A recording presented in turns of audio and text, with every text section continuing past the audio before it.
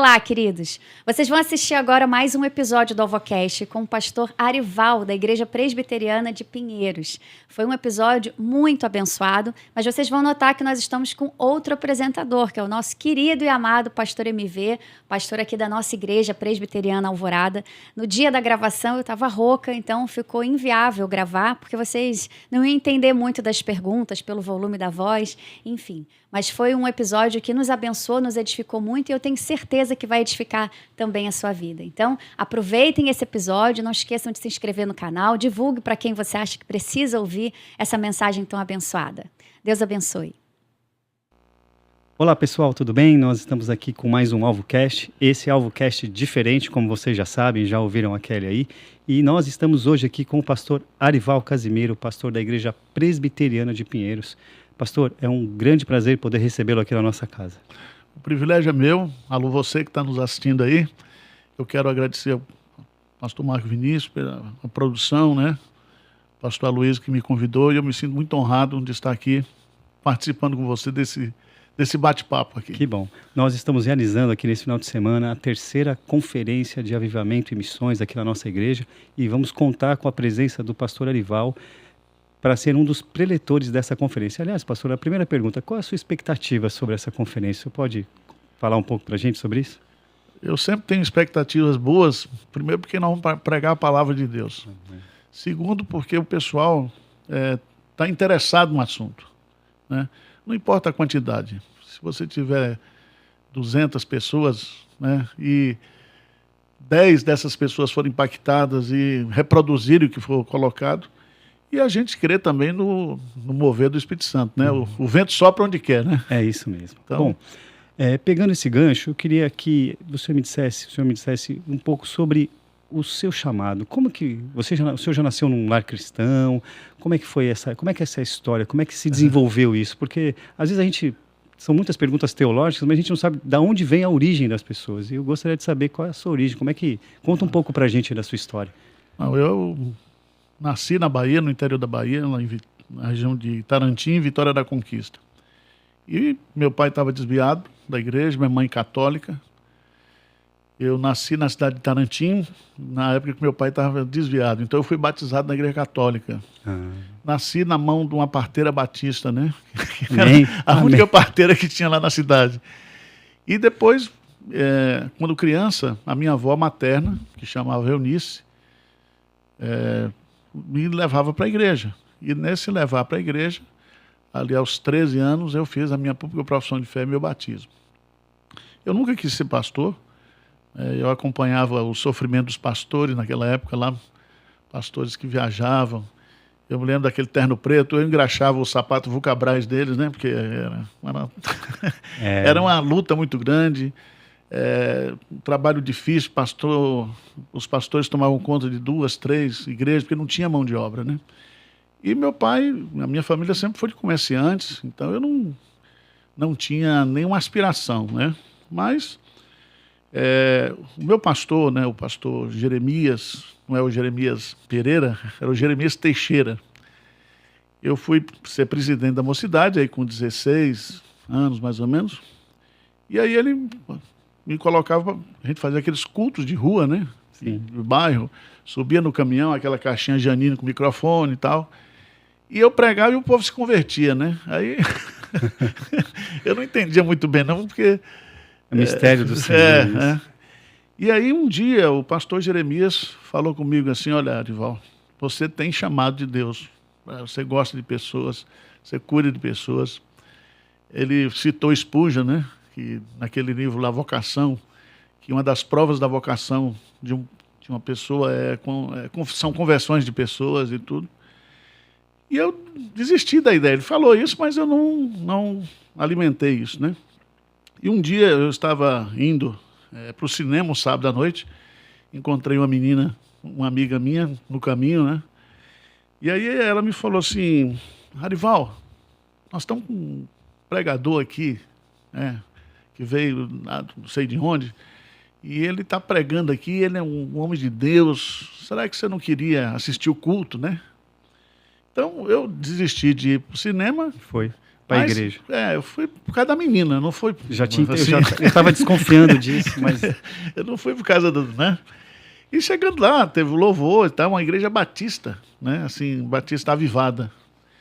E ele pregou um sermão, em Êxodo capítulo 3, o chamado de Moisés. E as desculpas que Moisés colocou para não ir. Sim. Né?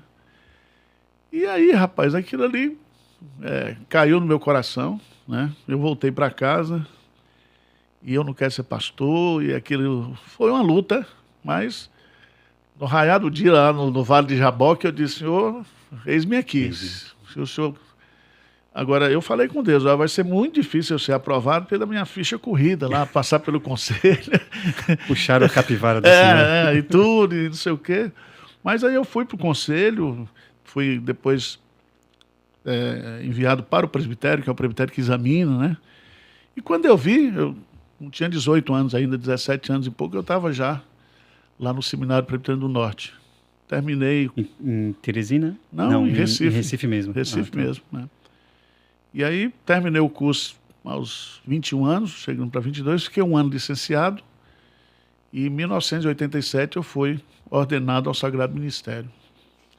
Agora, a escola nossa de formação teológica não era tão acadêmica como hoje. Mas havia um sentimento de que o ministério é a nossa vida. Você não tem outra opção, certo? Não dá para você dizer assim: eu vou ser pastor e mais alguma coisa, né? Eu até tentei ser comerciante, botei uma livraria evangélica, mas eu vi que não dava certo, porque os livros que mais vendiam eram os heréticos, né? Então, o povo só queria ler Benrim, não sei quem, então eu tive uma crise lá nesse sentido. E em 1996, depois de ficar 8 anos em Olinda como pastor, eu dediquei integralmente ao ministério, né? Tive uma formação acadêmica para ter a minha cidadania romana, mas eu nunca usei, né, esse material. E qual foi a cadeira que o senhor cursou? Eu tinha feito pedagogia, depois fiz na área de comunicação, comunicação e letras, que trabalha a área do discurso, né? Sim. E dentro do doutorado eu fiz, era língua portuguesa, mas eu fiz historiografia linguística. Eu estudei as gramáticas do primeiro pastor presbiteriano, Eduardo Carlos Pereira, que foi o primeiro professor de língua portuguesa do Ginásio Oficial de São Paulo. Eu trabalhei as gramáticas dele e defendi uma tese lá da gramática eclética, que no Brasil não tem gramático, é uma mistura de tudo, né? Então, mas isso foi em 2004, mais ou menos, quando eu terminei, mas eu encostei e meu foco E aí, 14, 16 horas por dia na igreja, no ministério. em 96 o senhor sai lá de Olinda e vem para São Paulo. Para São Paulo, já para trabalhar na Igreja Presbiteriana de Pinheiros. Sim. Aconteceu um fato interessante. Saiu o pastor, que estava lá há 27 anos, e a igreja estava numa crise muito grande, né? A igreja era uma igreja aí de uns 80 membros, 100 membros, etc. E indicaram meu nome, né? Eu vim uma vez, preguei, e na véspera da eleição os candidatos desistiram, né? Aí ficou eu sozinho, né? Aí os presbíteros disseram: não, se nós oramos. E ele, né, só sobrou ele. Eu falei: se eu perder para mim, eu estou muito ruim na ficha, né? Aí eu fui eleito, né? Para um mandato de 2 anos, e agora, em 2026, eu estou fazendo 30 anos lá. A igreja de Pinheiros cresceu demais, e é um grande desafio, né, estar à frente, mas também isso te coloca num lugar de destaque também. E a gente estava falando aqui um pouco antes de começar da crise de lideranças, de líderes. E seria muito fácil perguntar como é que é ser pastor de uma igreja desse jeito, mas eu acho que seria, talvez, interessante o nosso público saber quais foram os principais desafios nesses 30 anos. Porque eu tenho certeza que não foi fácil. E não é ainda. Não, veja bem. O segredo do ministério é a humildade, né? Quem não tem humildade não pode ser pastor. A humildade... Você pode repetir isso, por favor? Humildade. Deus não divide a glória dele com ninguém. E Deus conhece a motivação do coração nosso. Então, eu nunca tive ambições do ponto de vista de querer ser um pastor de sucesso. Isso aí nunca passou na minha cabeça, né? Só que a outra coisa que eu entendo é o trabalho, né? A igreja é uma lavoura, como diz Paulo. Não tem segredo, né? Uma igreja só cresce se houver trabalho. O esforço humano. Quando você pega a história de Paulo e dos homens de Deus, todos eles foram homens que trabalharam muito, né? Esgotantemente, né? Verdade. Não tem segredo, é uma roça. E a segunda coisa que motiva a gente no ministério são os resultados. Quais são os resultados, né? Vidas transformadas. Acho que o que eu diz assim, o que dá paixão é você chegar, pregar e ver Deus transformando a vida de pessoas, Deus mudando a história das pessoas. Então isso aí é o combustível do ministério, né? Se você diz que é pastor e não quer ver conversões, você tá com algum problema mental, né? Porque a gente tem que pregar sempre na expectativa de que Deus vai fazer algo novo, né? Cada culto é uma experiência nova, né? Então, isso aí, eu já estudei um pouco sobre motivação, né? Uma vez eu entrei numa crise, eu li tudo sobre motivação, né? Porque como é que eu faço para motivar os meus presbíteros, os meus líderes, né? Minha liderança? Eu não podia fazer um pacote de hotel no final do ano, ou dar um bônus, como a empresa fala, a participação dos lucros, né? Não existe nada disso, né? E eu entendi que o que motiva as pessoas são os resultados do trabalho e essa pessoa passar por essa experiência de ser usada por Deus para acontecer aquilo. Sim. Entendeu? Sim. Porque esse negócio, pastor, passa a visão. Eu não sou pai de santo, não passo nada. Não tem esse negócio de passar. Não tem segredo, né? O cristianismo é viver. Então, você está com um problema, alguma crise existencial, então faz o seguinte, você vai trabalhar numa congregação ali, você vai dar aula para as crianças ali, você vai ter uma experiência ali. Se disponibilizar para Deus te usar. Te usar. É isso. Então, o que eu fiz, né, na igreja? Eu abri vários ministérios, né? Todas as frentes, as pessoas tinham ideias que Deus colocava, eu falei, vamos fazer, né? Eu dizia assim, a Igreja Presbiteriana de Pinheiros é posto Ipiranga. O que precisar tem aqui. Tem para criança, para adolescente. Teve agora a conferência dos jovens e tem uma irmã lá, casada com um ex-jogador de futebol, que ela me apresentou o projeto dela, né? Que já está sendo feito e eu nem estava sabendo. Que a gente tem um projeto chamado Resgate, que vai para a Cracolândia toda quinta-feira, trabalhar com resgate de pessoas viciadas. Aquelas que quiserem sair, a gente manda para o centro de recuperação. E já tem muitos frutos, que já tem mais de 15 anos esse trabalho. Sim. E ela falou, pastor, o senhor conhece esse projeto aqui? Aí tem um nome lá que eu não me lembro agora. É um trabalho que evangeliza prostitutas acima de 60 anos. Lá no Parque da Luz. E eu falei, mas 60 anos, tem mercado para isso? Tem mercado para isso? Acima de 60. Acima de 60. Ela falou que tem 75 anos. Uau. E ali é bem perto da Cracolândia ali, né? Sim, naquela região. Parque da Luz ali. Eu falei, mas existe isso em São Paulo? Eu falei, existe, pastor.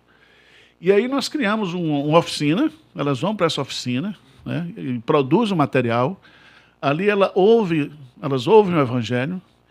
E quem quiser sair, nós vamos vendendo esse material e dando o dinheiro para elas não precisarem mais se prostituir, né? Aí vai trazendo dignidade. Dignidade. A roda vai andando. Tem um agora que vai escrever um livro. Que legal.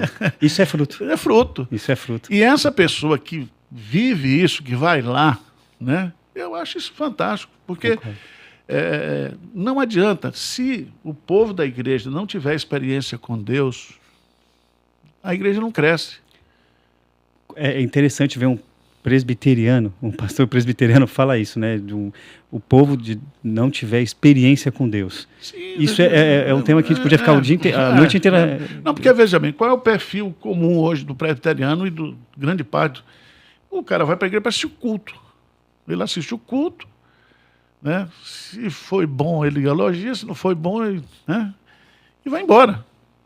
E ele não entendeu ainda que aí entra o papel do discipulado, né? O papel de abrir frentes, né? A gente tem um lema lá, crente que não trabalha, dá trabalho. Então, todo crente tem que trabalhar. Aí, olha, se você não quer trabalhar, procure outra igreja. Vá para outra igreja, não precisamos de você aqui. Entendeu? Se você for só um assistente, para nós não temos interesse nisso aí.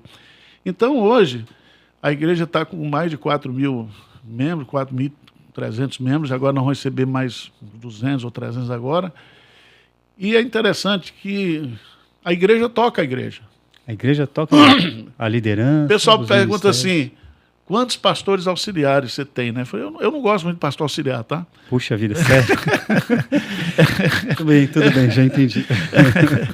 Porque eu acho que não tem pastor auxiliar. Porque a sua vocação é igual à minha. É verdade.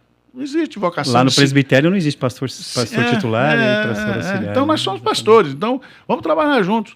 Então se o menino tem uma área boa, vamos investir nisso aqui, né? Então a gente distribui, assim, mas eu nunca me coloco, eu respondo, né? Eu sou o responsável, mas a gente dá oportunidade para o pastor jovem também desenvolver o seu ministério, né? Porque a gente tem a área da pregação, que é muito importante, do ensino, mas tem a parte do relacionamento, do discipulado, da visitação. Do ensino. Então, do louvor, né, da adoração. Sim. Então, e o pastor, eu acho que ele tem que ser um facilitador disso aí, né? Ele não pode ser o problema da igreja. Porque quando uma pessoa ela começa a trabalhar em algum ministério, ela começa a ser usada por Deus, ela não fica criando problema na igreja. É verdade. Ela está muito ocupada em trabalhar. Né? Ela não... Agora, pastor Arival, é tanta coisa falando que e cada assunto que a gente vai conversando vai abrindo outros leques, mas como o senhor falou, a Igreja Presbiteriana de Pinheiros, ela atua em várias vertentes. E uma das vertentes que ela atua também é a questão da plantação e da revitalização de igrejas. Certo. Conta um pouco para a gente sobre isso, como é que é esse trabalho, como é que está hoje. Veja bem, a igreja, nós temos quatro frentes de ação, né? A primeira é a igreja mesmo, local. Segunda, a Junta Missionária de Pinheiros, que trabalha com plantação, revitalização de igreja, sustento de missionários transculturais, né? A terceira é a IPP-TV, que está completando 5 anos, que hoje nós temos, estava falando com a Luísa, domingo passado nós tínhamos 45 mil pessoas assistindo os cultos online, os 4 cultos mais a Escola Bíblica Dominical. E temos pode ser a Alvocast aqui também, a gente pode fazer uma parceria, né? Pode. Para você ter o nosso conteúdo 24 horas. E você Sim. colocaria... Um streaming, né? É isso que vocês têm lá. O streaming nós estamos montando agora. Né? Vai ser mais ou menos como o Brasil Paralelo, né? Sim. Chama IPP+. Então nós estamos produzindo conteúdo, nós estamos agora investindo na nova sede, são 3 estúdios grandes, né? Um para ao vivo, nós vamos produzir cerca de 30 programas próprios, né? E vamos também fazer parcerias para ter conteúdo exclusivo. Por exemplo, o Augusto de Codemos vai ter um canal lá só de pregação dele, né? Exclusivo para o pessoal. Já é um spoiler isso que o senhor está dando? Também. O Abdala vai ter, também. O Hernandes tem. Legal. Porque, querendo ou não querendo, você pode ter a TV, ter tudo, mas o que atrai as pessoas é a pregação da palavra. É a pregação da palavra, é isso mesmo. Então nós temos vários tipos de programas. Então, para mim, todas essas 4 áreas trabalham com missões. Uhum. Então, um segredo para a editora, todo o lucro que ela tem é reinvestido em missões. Ou você compra a Bíblia para a congregação, ou produz material para missões, entendeu?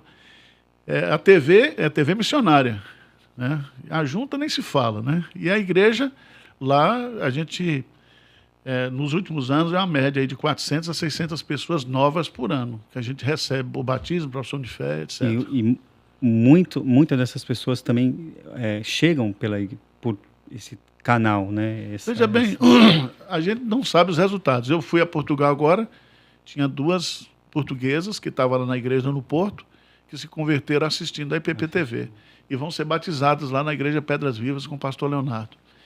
Então, eu só vejo o pessoal falando, olha, os pastores falam comigo, olha, vieram famílias aqui para a igreja porque assistiram a IPP-TV e procuraram uma igreja presbiteriana, né?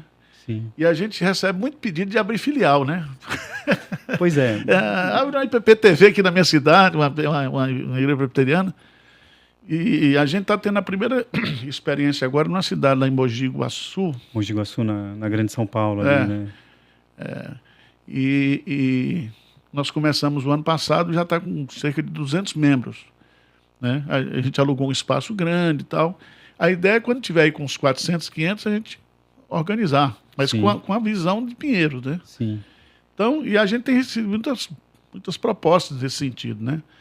E uma coisa também que a gente desenvolveu o projeto agora, e, por exemplo, se você quiser abrir aqui no Rio a IPP Alvorada, Sim. Parceria, né? Sim. Você produz os seus podcasts, os seus programas. Coloca lá na plataforma. Transmite o curso. Não, você vai usar o seu YouTube. Sim. E a gente vai dizer, um ajuda o outro. Entendi. Entendeu? Um processo colaborativo. Porque você não tem condições de produzir o conteúdo todo. Eu tenho isso lá, de graça. Entendi. Eu dou de graça para você, os programas. Uhum. Certo? Tem o programa Ciência e Fé, do Eberlin. Tem o programa Bem Casados, que o Maurício faz lá, né, o Vinícius.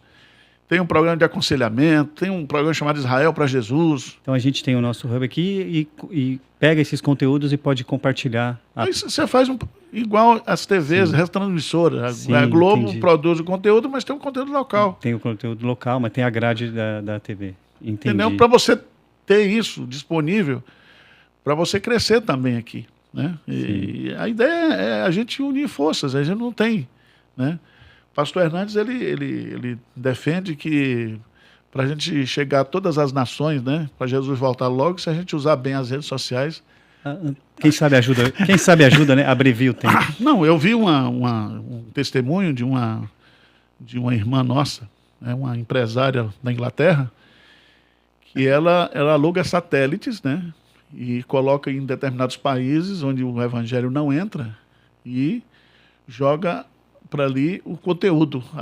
O sinal ali. O sinal para aquela região. Para poder acessar. Uau. Em relação a missões também, a gente falou dessa questão de revitalização e outras igrejas, que tenho 2 perguntas para fazer. É um dos braços, né? Missões. A missão é o foco. Nós temos o seguinte, qual é a visão da igreja de Pinheiros? A visão é ser uma grande igreja missionária. Porque nós entendemos que o nosso negócio é a missão. Nós não temos um plano B.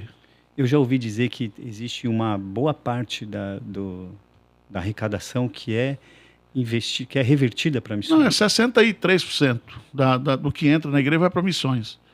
Porque a gente, nisso aí está o que a gente contribui para o Supremo Concílio, para os presbitérios, etc, etc, etc. Então, lá, nós não temos dinheiro aplicado.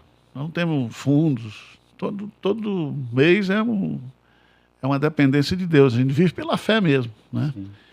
E nós entendemos que quando você investe em missões, você está investindo naquilo que é a prioridade de Deus. O que produz alegria nos céus? É pecador arrependido na terra. Existe festa. Então, e a missão é de Deus. Né? Eu acho que quando a igreja...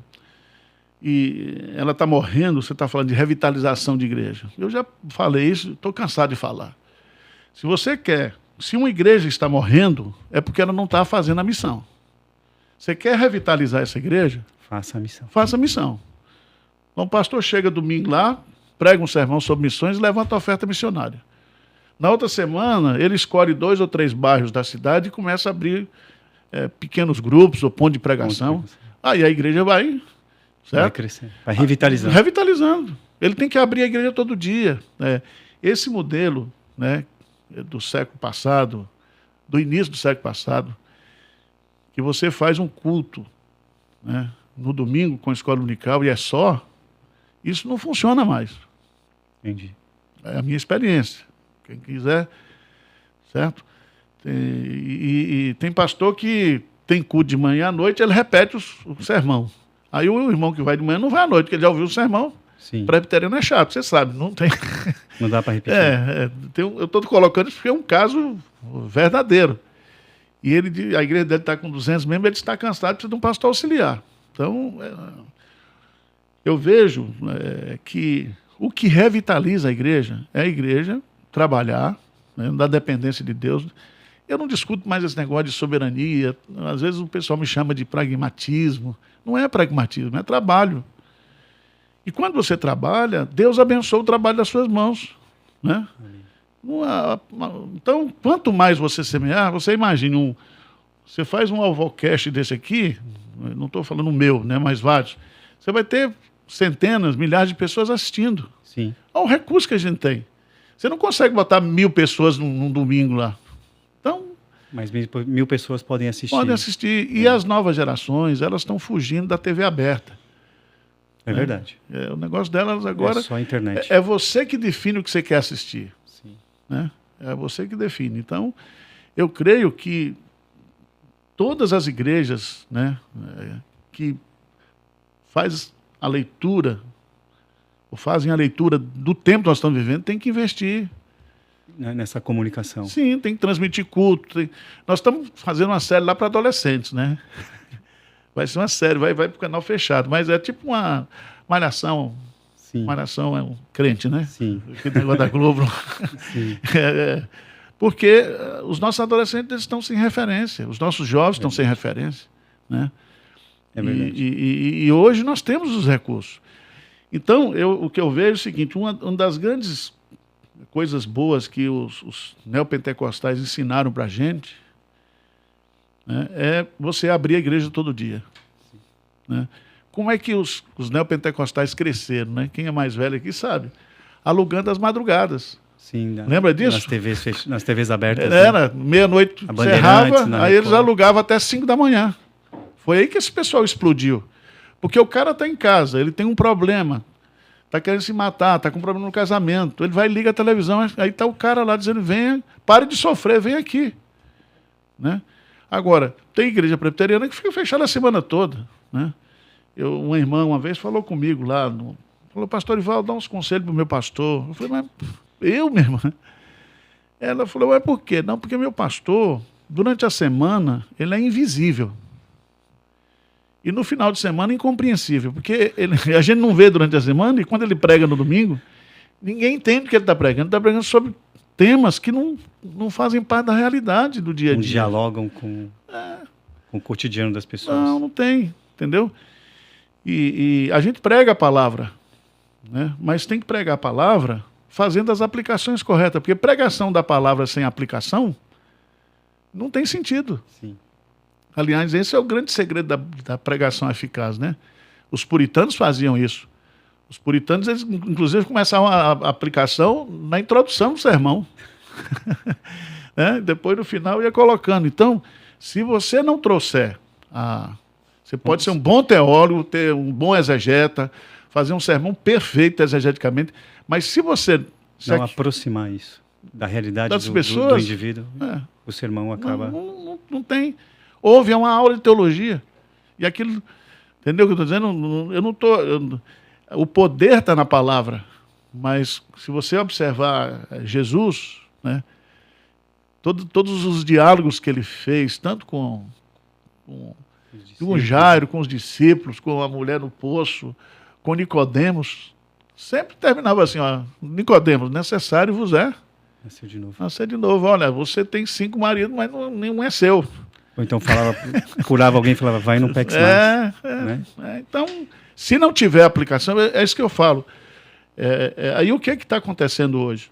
Estão abandonando a palavra e mexendo com esse negócio de coach, dando conselhos, não sei o quê, que não, aí é abandonar a essência. A essência. Né?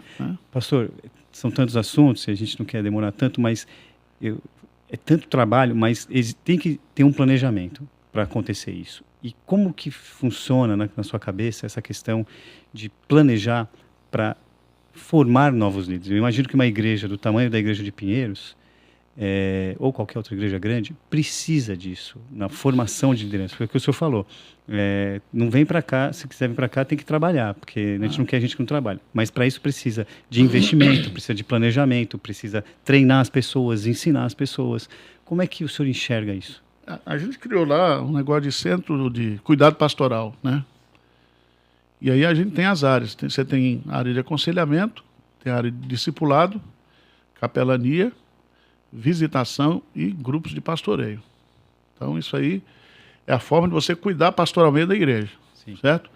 Nós não abrimos mão da escola bíblica dominical. E o conteúdo e o currículo da escola dominical é Bíblia. As crianças estudam Bíblia. Certo? Os adolescentes estudam exposição bíblica. Vai ser até lançado um material agora pela Ezion, que foi produzido pelos professores lá, entendeu? E eu entendo que é muito mais fácil, e aí eu aprendi isso com os coreanos.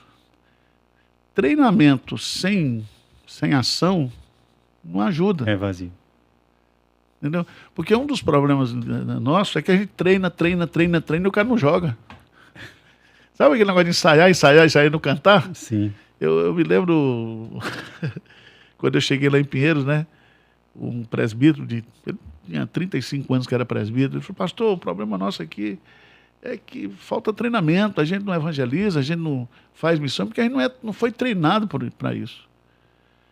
Aí eu falei: meu irmão, você tem 35 anos de presbiterado, você precisa treinar mais para quê? Só for para morrer, né?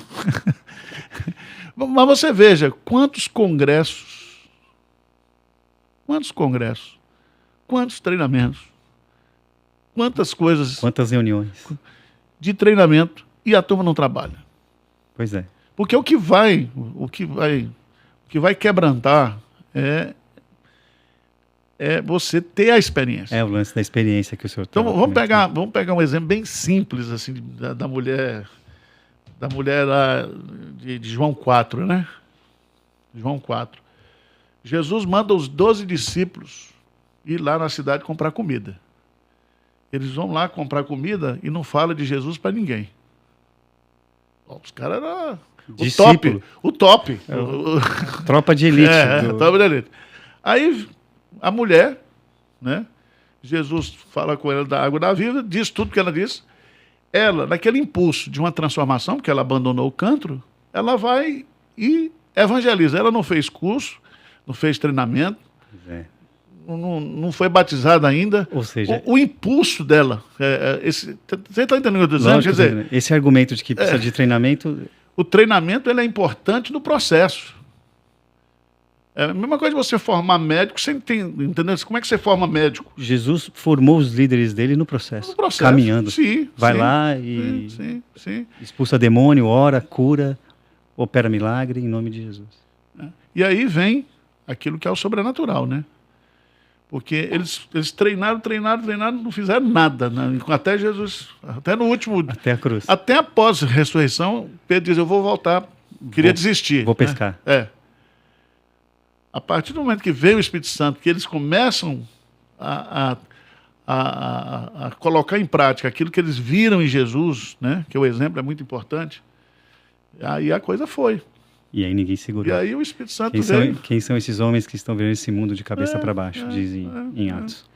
Agora, pastor Arival, para a gente já caminhar para o final, o senhor podia deixar aí, o que o senhor falaria para as próximas gerações? Eu sei que não que eu esteja desejando isso para o senhor, mas o senhor tem muito mais história olhando para trás do que olhando para frente. E eu estou aí no meio do caminho e eu vejo isso também. Como é que o senhor enxerga esse lance das novas gerações? O que vem aí pela frente?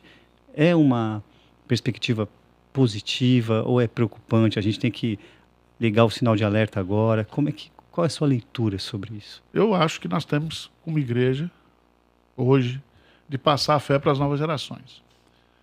Isso é muito importante. Tem que passar. Por isso que tem que ter escola bíblica para crianças. Nós fazemos 2 acampamentos, encontro de jovem para Cristo, conferência para jovem. Agora vai um ônibus com 50 jovens para o sertão, né?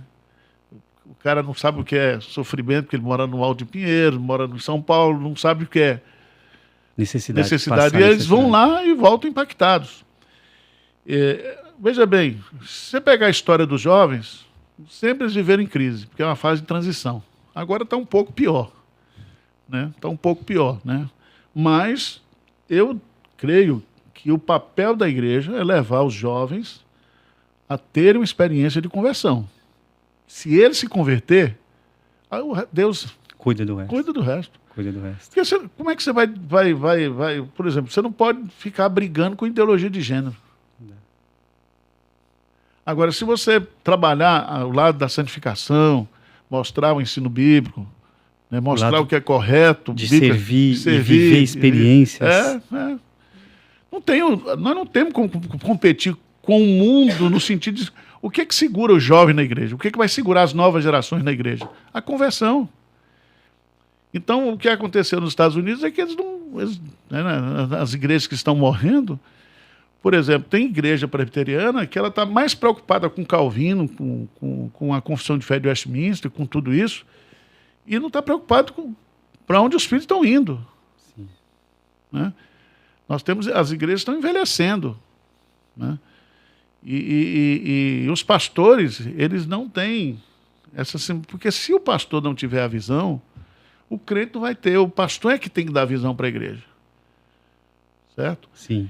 E os pastores, infelizmente, nós estamos, na minha visão, né? Eu estou falando aqui de PB, nós temos uma crise hoje no seminário que o academicismo está dominando. Exatamente. Né? E parece-me que os pastores hoje, eles saem do seminário com a procuração de Deus para defender a fé. E Deus não precisa de ninguém para defender a fé, não. Concordo com o senhor. O cara é um apologeta, mas... Sim, mas o que resolve? É tanto que com essa questão das redes sociais, eu vou dizer para você, 70% dos pastores hoje passam o tempo na internet discutindo. É verdade. Discutindo tem um programa lá em São Paulo, eu fui convidado várias vezes, né? Pastor, eu vou fazer o que aí, meu irmão? Não, para discutir. Vou botar aqui um calvinista, um arminiano, e a gente vai ficar discutindo. Batismo infantil e aquele que não aceita o batismo infantil. Quer dizer, para que isso? Eu não vejo... Predestinação Veja bem, irmãos, isso aí você ensina na igreja. Né? A Bíblia está aí. Você ensina. O Ministério de Ensino serve para isso. Veja bem, eu não estou desconsiderando... Eu sou presbiteriano, nós temos toda uma herança. Eu não abro mão da nossa inódia, da nossa etnologia, porque faz parte da nossa história. Agora, nós temos que entender que passar a fé para as novas gerações é o nosso desafio. Né? Nós criamos lá o Projeto Mães da Aliança, que é um movimento que nós apoiamos também o Projeto Mano da SAF, da Confederação Nacional do Trabalho Feminino. Imprimimos agora em parceria com a Cultura Cristã um material e nós estamos levantando um exército de mães para orar. Né? E tem que mudar a cabeça dos pais também, né? Porque eu vejo lá em Pinheiros, os pais dão mais trabalho que os adolescentes. Pois é, tem isso. É um negócio difícil. Se a gente fosse falar sobre isso, a gente não ia sair daqui hoje. Não, e a terceira idade está dando trabalho também. Também está dando lá? Está dando, agora quer ir para balada. Tá assim lá. Meu Deus. Não vou falar nada da terceira idade aqui não, melhor a gente pular isso. Agora, minha última pergunta para o senhor. Óbvio que o senhor faz parte de uma denominação histórica que só de Brasil tem mais de 160 anos. Mas vamos falar um pouco da igreja brasileira. E aí eu queria que o senhor fizesse uma síntese aí, a sua crítica, o seu olhar, a sua opinião sobre a igreja brasileira. Porque... Veja bem, eu não tenho uma opinião formada, eu tenho percepções. Ok. A minha percepção é que as igrejas históricas, elas estão colapsando, na sua grande maioria. Históricas, o senhor diz? Presbiterianas, batistas, eu estou falando como denominação. Sim. Então o modelo mudou. Eu fui para um encontro recentemente, né? E eu vi lá a quantidade de igrejas independentes que existe hoje. Gente que saiu da Assembleia de Deus, que não concordava com... abriu uma igreja. E aí hoje ele tem 2 ou 3 unidades. E ele está fazendo o trabalho dele lá. Entendeu? Então, nós temos que estar com a cabeça aberta nós históricos, né, que devemos continuar pregando a Bíblia, mas nós temos que entender que esse sentimento de fidelidade denominacional acabou. Acabou. E você acha que a gente é muito apegado a isso? Alguns são, mas aqueles que são, eles estão perdendo o bonde do tempo. Porque a realidade é outra. Entendeu? Então, eu tenho um amigo meu, eu sentei com ele é de uma cidade lá de Santa Catarina. Ele saiu da Assembleia de Deus, ele, a esposa, os filhos e mais 2 pastores. Começaram um trabalho, pregando o evangelho, um trabalho de pregação mesmo, sério, não era nada de... E agora ele está construindo um templo para 10 mil pessoas. Né? A igreja cresceu tanto, e ele falou, Arival, o que eu vou fazer com esse trem aqui agora? Teria que ter, por exemplo, aí o cara da denominação diz, não, eu não vou receber você. Aí o que está acontecendo? Você pega um pastor como o Carlito Paz, São José dos Campos, igreja da cidade. Da cidade. Ele está fazendo uma rede de igrejas. Ele não está preocupado se o cara é dessa... Porque a realidade nós estamos vendo é outra. Entendeu? Eu sou presbiteriano, não vou sair da igreja presbiteriana, certo? Mas eu entendo que o sentimento de respeitar aqueles que estão fazendo a obra, mesmo diferente de mim, não significa que eles estão errados, e que eu sou mais crente do que eles e que Deus não está usando a vida deles, né? Então isso aí é um perigo muito grande. Não estou falando de heresia, claro, né? de seita, não estou falando disso, estou falando de igreja. Nós temos muita gente crente séria fazendo a obra de Deus, sendo usado por Deus, que não é presbiteriano. Sim. Entendeu? O pastor Hernandes, ele prega em dezenas, centenas de igrejas e ele vê várias denominações. O sentimento nosso presbiteriano é que a gente ninguém tem nada para ensinar para a gente já sabe tudo, né? Já sabe tudo. E a gente sabe tudo, e o saber tudo nosso é ter um conhecimento de documentos históricos e não ver a alma do povo, o sofrimento do povo, a aflição do povo. Quando Jesus saiu para pregar, né, ensinar e curar, ele olhava para as multidões e via as pessoas aflitas. Como ovelhas que não tem pastor. Se a compaixão não for a motivação da missão, não é igreja. Não é igreja. Não dá para... O fim é ser igreja e não a motivação principal.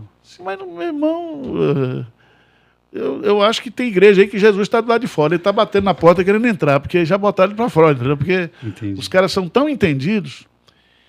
E a gente tem que entender, eu falo aqui você pode ter, irmão, as melhores doutrinas, você pode ter o melhor governo, certo? Você pode ter as melhores estratégias, os melhores escritores, os melhores pregadores. Se Deus não usar isso aqui, não vale nada.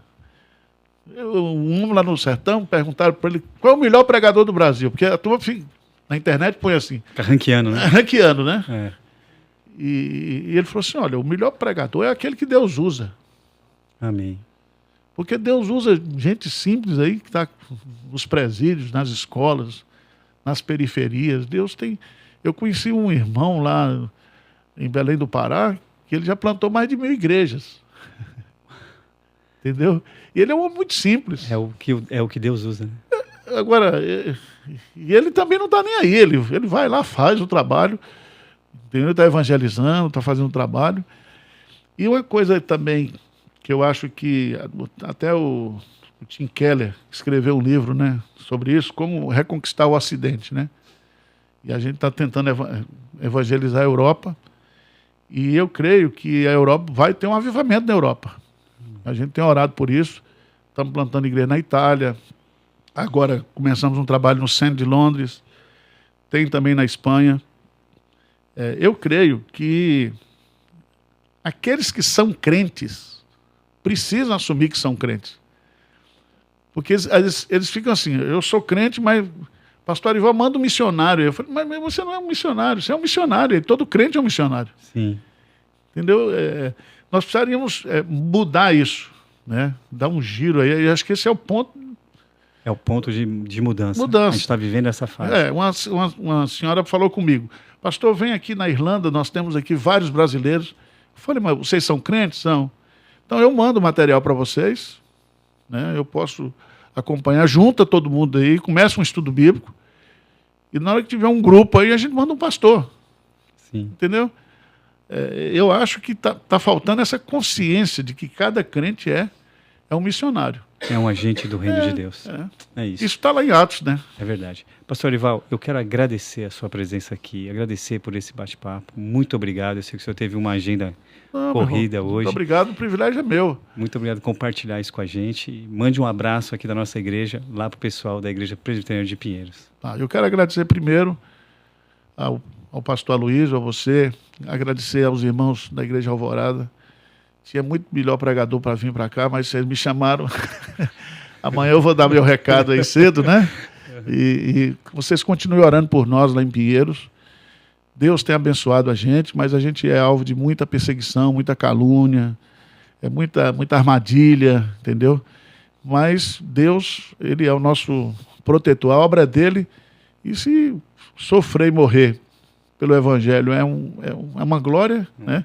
Se com Ele sofremos, também com Ele nós iremos ser glorificados. Então, que essa igreja ela se torne cada vez mais uma igreja missionária. Amém. Muito obrigado. Tá bom? Deus abençoe. Amém. Valeu.